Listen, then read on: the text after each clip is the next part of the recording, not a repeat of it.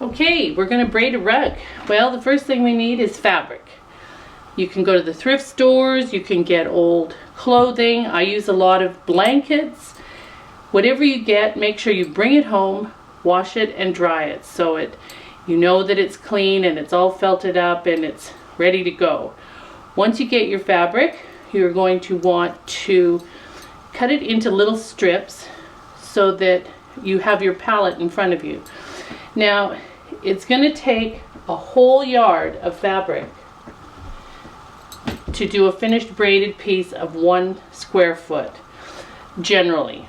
So when you're thinking you'd like to make a 2x3 rug, you're going to need 6 yards of fabric to do that. So you really have to start collecting and get your stash up. Once you get your different fabrics, there's lots of ways to cut it or tear it. The big thing is to make sure it's always the same weight.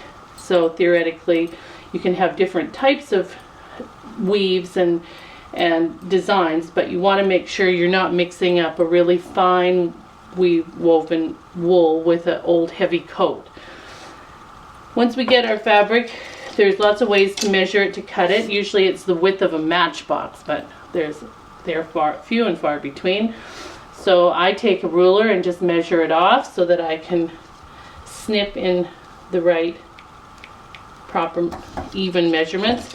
There are fancy little tools that have been invented for the same idea. This is a 2-inch one, so you'd be able to measure off 2 inches.